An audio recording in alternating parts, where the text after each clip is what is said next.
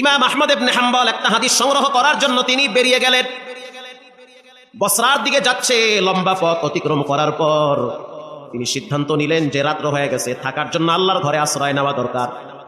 মসজিদে ঢুকলেন, গাট্টি রাইখা নামাজ আদায় করলেন। মসজিদের খাদেমকে বললেন, আজকের রাত্রটা কি মসজিদে থাকা যাবে?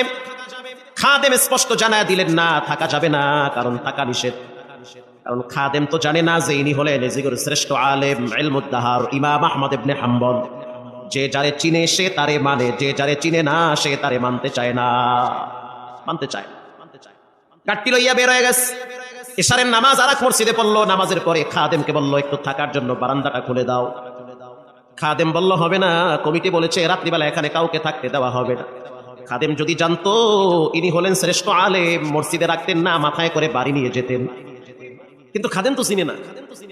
আগের যুগের আল্লাহওয়ালাদের ভিতরে কোনো ভাবসাব ছিল না, তারা শাবাশিরা চলতো, মানুষ তাদেরকে খুঁজা বের করত। ইমাম আহমদ ইবনে হাম্বল সিদ্ধান্ত নিলেন যে হয়তো আমার জন্য থাকা উপযোগী না মসজিদ। মসজিদ থেকে বেরিয়ে গেলেন, হাঁটতে হাঁটতে অনেক দূরে চলে গেলেন। প্রচন্ড কুয়াশা, ঠান্ডার ভিতরে কিছুই দেখা যায় না। কিছু দূর যাওয়ার পরে তাকায় দেখতে আছে চুলার আগুন উপরের দিকে উঠতেছে।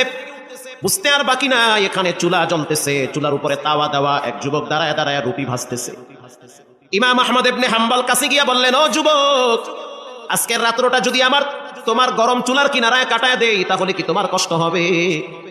যুবক বলল, না, কষ্ট হবে না। আপনি একজন মুসলমান, আমার চুলার কিনারায় যদি আপনি একটু ঘুমান, এটা তো আমার জন্য খুশনসিব।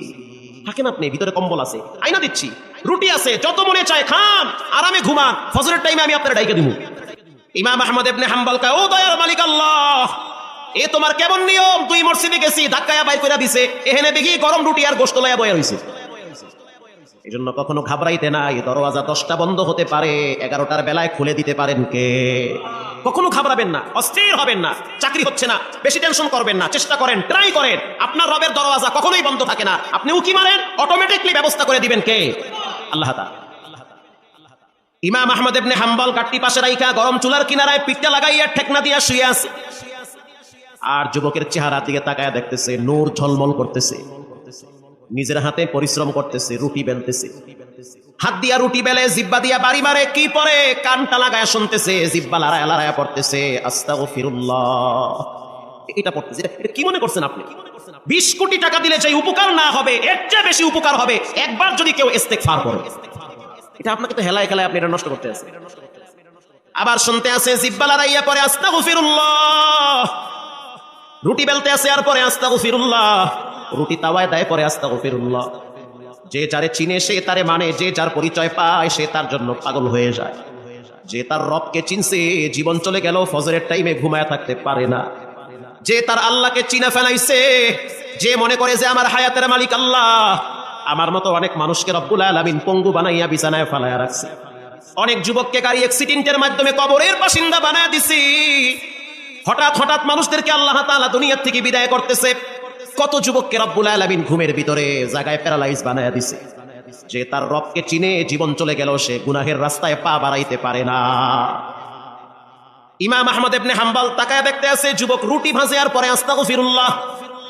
কাস্টমার দোকানে ঢুকতেছে, পড়তেছে আস্তাগফিরুল্লাহ, রুটি খাচ্ছে পরে আস্তাগফিরুল্লাহ। কাস্টমার টাকা দেয়, টাকা ক্যাশ বাক্সে ঢুকায় পরে আস্তাগফিরুল্লাহ। ইমাম আহমদ ইবনে হাম্বল আশ্চর্য হয়ে গেলেন, কৌতূহল বশত প্রশ্ন করলেন, এটা কোন তসবিহ খালি আস্তাগফিরুল্লাহই পড়ে? এই যুবক, কি পড়ো রে ভাই? ভাই পড়ি আস্তাগফিরুল্লাহ, রব তুমি আমারে ক্ষমা কইরা দাও। এটা পয়রা তুমি কতটুকু লাভবান হয়েছো? যুবক বলতে আছে, মুরব্বি শুনে নেন, আল্লাহ রাব্বুল আলামিন এই ইস্তিগফারের বরকতে আমার প্রত্যেকটা দোয়া কবুল করে নিয়েছে। আর আস্তে বাইতে গিয়ে কল সুবহানাল্লাহ। আপনি কি মনে করছেন সব দোয়া কবুল? আল্লাহ আমাকে মুস্তাজাবুদ দাওয়া বানায়া দিয়েছে। মুস্তাজাবুদ দাওয়া তাকে বলা হয় যার প্রতিটা দোয়া কবুল করেন কে? সব দোয়া কবুল। ইমাম আহমদ ইবনে হাম্বল গরমের শীতের দিন অস্থির হয়ে গেছে, বলে কি সব দোয়া কবুল? কিন্তু আফসোস, একটা দোয়া এখনো কবুল হয় নাই। কি সেই দোয়া? বলে আমার আব্বার মুখে শুনছি, যুগের শ্রেষ্ঠ আলেম ইমাম আহমদ ইবনে হাম্বল। আমার মনটা চায় যদি একবার তার সাথে সাক্ষাৎ করতে পারতাম, আমার দিলটা ঠান্ডা হয়ে যেত।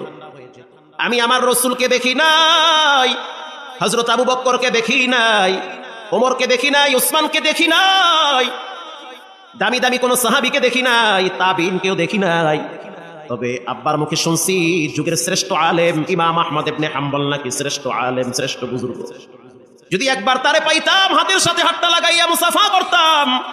ইমাম আহমদ ইবনে হাম্বল নিজেকে আর সামাল দিতে পারে না, এই চোখের পানি ছেড়ে দিয়া বলে, বাবা এই দোয়াটাও রব কবুল করেছে, তাকে খুঁজতে হবে না, তিনি তোমার চুলার কিনারায় দাঁড়িয়ে আছে। এজন্য রাসূলুল্লাহ বলেছেন ইস্তেগফার বেশি বেশি পড়ো, ইস্তেগফার পড়লে ক্ষমার দরওয়াজা খুলে দিবেন কে? জীবনে অনেক অপরাধ করেছি, এজন্য বেশি বেশি ইস্তেগফার করি।